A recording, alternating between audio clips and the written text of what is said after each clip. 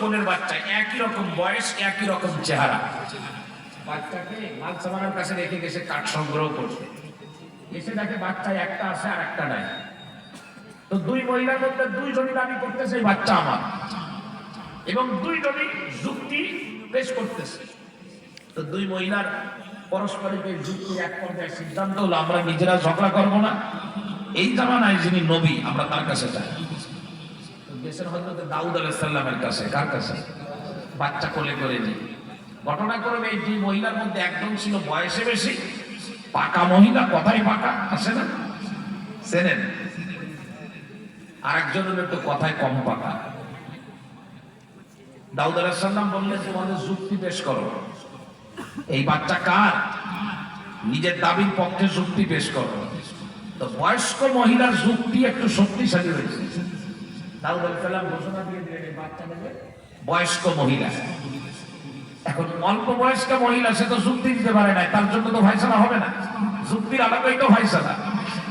যখন দাউদ আলাইহিস সালামের কাছ থেকে বের হয়ে চলে যাবে বারান্দা দিয়ে, তো বারান্দায় বসা রয়েছে দাউদ আলাইহিস সালামের ছেলে সুলাইমান আলাইহিস সালাম। তো সুলাইমান আলাইহিস সালাম বলতেছে এই তোমার কি ফায়সালা করলো আমার আব্বা? তা বড় মহিলা কাছে আমারে দিয়ে দিয়েছে। তো সে কিসের ভিত্তিতে দিল? কয় আমার যুক্তি হলো বাঁকা। দাউদ আলাইহিস সালাম কাছে বাচ্চাটা রাখার পরে দাও তো কোলে নেছে, কোলে নিয়ে একজনকে বলছে একটা ছুরি নিয়ে আসো, ছুরি। এই দুই মহিলার মধ্যে সঠিক ফায়সালা হলো এই বাচ্চার মাঝখান থেকে কেটে দুইজনকে অর্ধেক অর্ধেক করে দেবে। বড় মহিলা কাছে আমি তাতেও খুশি, কেটে যদি অর্ধেক দেয় তাতেও আমি খুশি। ছোট মহিলারে বলা হলো তুমি কি তাতে খুশি? ছোট মহিলা বলতেছে আমার কোন খালি হোক কিন্তু একজন মানুষ বেঁচে থাকুক, আমার দরকার নাই, পুরোটা দিয়ে দেবে। সুলাইমান আলাইহিস সালাম বললেন আমার আব্বার বিচার আজকে এখানে স্থগিত করা হলো, এই বাচ্চা নেবে অল্প বয়স্ক মহিলা, যে কাটার পক্ষে না, যে অন্যের কল্যাণ কামনা করে সেই হলো শ্রেষ্ঠ মানুষ। এটাই ছিল সঠিক বিচার। প্রিয় ভাইরা, প্রিয় ভাইরা, দুটো বললাম পজিটিভ, নেগেটিভ একটা বললাম। ওই যে আমরা আমাদের ভাষায় বলি খিজির আলাইহিস সালাম, কি বলবো? শব্দটা তাফসীরে জালালাইনের মধ্যে তিন ভাবে আসছে, আপনাদের বলবো, আপনারা সঠিকটা বলবেন। খদরুন, খিদরুন, খদিরুন, এই তিন ভাবে ব্যবহার হয়। এই খদির আলাইহিস সালাম সম্পর্কে এক বর্ণনা আসছে, লম্বা বর্ণনা।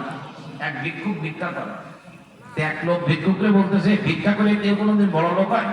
তো বলছে কি করবে? সে খদির আলাইহিস সালামকে তালাশ করে, ওনার তালাশ করে পাইলে বলবে যে ভিক্ষার দরকার না, একটু দোয়া করে দেন যাতে আমি বড় লোক হয়ে যাই। খদির আলাইহিস সালামকে তালাশ করা শুরু করছে, তালাশ করতে করতে পেয়ে গেছে। তো বলছে আপনার কাছ থেকে ভিক্ষা নেব না, আপনি একটু দোয়া করেন যাতে আমি বড় লোক হতে পারি। খদির আলাইহিস সালাম বলতেছে দোয়া আমি করে দেবো, আমি কারো ফেরত দিই না, একটা সিস্টেম আছে, আমি তোমার জন্য যে দোয়া করবো তুমি ওইটা পেয়ে যাবা, আর তোমার পাশের বাড়ির লোক যে আমার সাথে দেখাও হয়নি সে অটোমেটিক তুমি যা পাবা তার ডবল সে পাবে। এটা আমার দোয়ার সিস্টেম। বুঝাইতে পারি মানে আব্দুল গফফার দোয়া চাইছে খদির আলাইহিস সালামের কাছে। তো খদির আলাইহিস সালাম বলতেছে আমি যে দোয়া করবো আব্দুল গফফার তুমি তো পাবা সেটা, আর তোমার পাশের বাড়ির যে সুলতান মাস্টার আছে না তুমি যা পাবা তার ডবল পাবে সে। এটা আমার দোয়ার সিস্টেম, মানে যার জন্য দোয়া করি পাশের বাড়ির লোক তার ডবল পাবে, এটা আমার দোয়ার সিস্টেম। এখন তুমি কি সাবা বলো, আমি দোয়া করে দিচ্ছি। তো ভিক্ষুক তখন বলছে তাহলে আমি তোমার বোর কাছ থেকে শুনিয়ে আসি, বুদ্ধির জায়গা তো হয়েছে, আমার কাজ হবে না ওই বুদ্ধিতে।